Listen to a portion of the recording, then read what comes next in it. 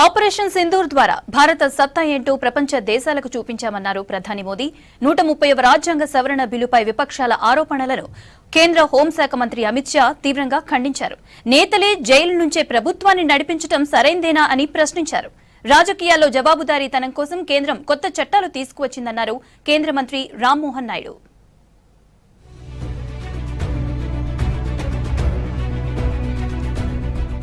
Operation Sindoor మన దేశ సైనిక శక్తి శౌర్యానికి ప్రతీక అన్నారు ప్రధాని నరేంద్ర మోదీ. పహల్గాం ఉగ్రదాడి ఘటనకు భారత్ ధీటుగా ప్రతీకారం తీర్చుకుందన్నారు. 100 కిలోమీటర్ల దూరంలో ఉన్న టెర్రరిస్టులను 22 నిమిషాల్లోనే అంతమొందించామన్నారు. గుజరాత్లో పర్యటించిన ప్రధాని వివిధ అభివృద్ధి కార్యక్రమాల్లో పాల్గొన్నారు. అంతకుముందు అహ్మదాబాద్లోని కోడల్దామ్ మైదానంలో నిర్వహించిన రోడ్డు షోలో పాల్గొన్నారు.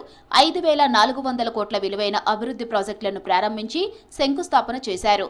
వీటిని జాతికి అంకితం చేశారు ప్రధాని. ऑपरेशन सिंदूर हमारी सेना के शौर्य और सुदर्शन चक्रधारी मोहन के भारत की इच्छा शक्ति का प्रतीक बन गया है. चरखाधारी मोहन हमारे पूज्य बापू ने भारत की समृद्धि का रास्ता స్వదేశీ में बताया था. ఢిల్లీలో ఫీజీ ప్రధాని రబుకా పీఎం నరేంద్ర మోదీతో భేటీ అయ్యారు. ఇరు దేశాల మధ్య ద్వైపాక్షిక సంబంధాలు మరింత బలోపేతంపై చర్చలు జరిపారు. ఫీజీలో వ్యాపార వాణిజ్య రంగాల అభివృద్ధికి భారత్ ముందుకు రావాలన్నారు ఫీజీ ప్రధాని రబుకా. టూరిజం అభివృద్ధి కోసం భారత్ కార్పొరేట్ సంస్థలకు అన్ని రకాల సహకారం అందిస్తామన్నారు. అటు కేంద్ర మంత్రి జేపీ నడ్డాతోనూ ఫీజీ ప్రధాని రబుకా భేటీ అయ్యారు.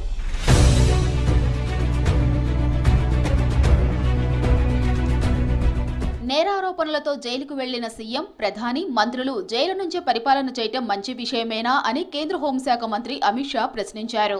మన ప్రజాస్వామ్యానికి అది మర్యాదపూర్వకంగా ఉంటుందా అని ఇండియా కూటమి నేతలపై ఫైర్ అయ్యారు. కళంకిత నేతలను తొలగించేందుకే కొత్తగా 3 బిల్లులు తీసుకొచ్చినట్లు చెప్పారు అమిత్ షా. కొత్త బిల్లులతో ప్రధాని, ముఖ్యమంత్రి అయినా తప్పు చేస్తే రాజీనామా చేయాల్సిందేనని, 30 రోజుల్లో బెయిల్ రాకపోతే పదవి నుంచి తప్పుకోవాలన్నారు.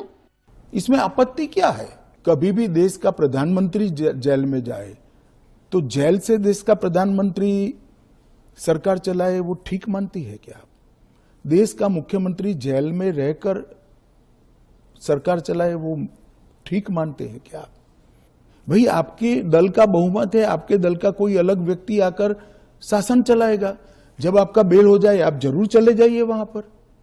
130వ రాజ్యాంగ సవరణ బిల్లును ఇండియా కూటమి నేతలు వ్యతిరేకించడాన్ని కేంద్ర మంత్రి అర్జున్ రామ్ మేఘవాల్ ఖండించారు.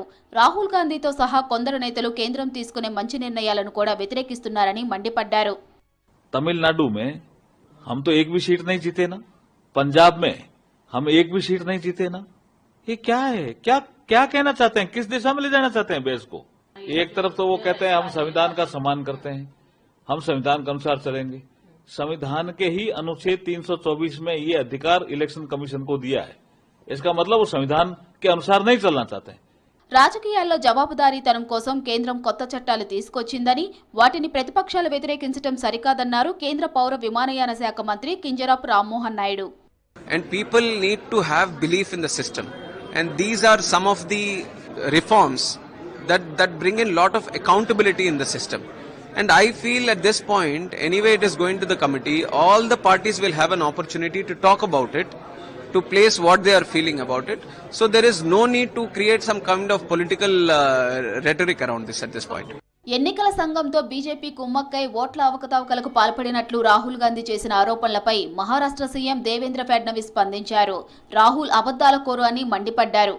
ఇండియా కూటమి నేతలు ప్రజల్లోకి తప్పుడు సమాచారాన్ని తీసుకెళ్తున్నారని అన్నారు. कि राहुल गांधी जी ये सीरियल लायर है, और जब तक ये नहीं जानेंगे कि जनता में जाकर जनता का वोट जीतना पड़ता है, जनता का विश्वास जीतना पड़ता है, तब तक ये अपने आप को समझा रहे हैं. इसलिए मैंने कल भी कहा कि दिल बहलाने के लिए ख्याल अच्छा है गालिब, ऐसा मैं इनको समझाना चाहता हूं. ప్రధానమంత్రి కార్యాలయం 26న అత్యున్నత సమావేశం నిర్వహించనుంది. ప్రధాని మోదీ ప్రధాన కార్యదర్శి ఈ సమావేశానికి నేతృత్వం వహించనున్నారు. 27 నుంచి అమెరికా అధ్యక్షుడు ట్రంప్ విధించిన 50% సుంకం అమల్లోకి రానుంది. దీంతో ఒకరోజు ముందు పీఎంఓ కీలక సమావేశం నిర్వహిస్తోంది.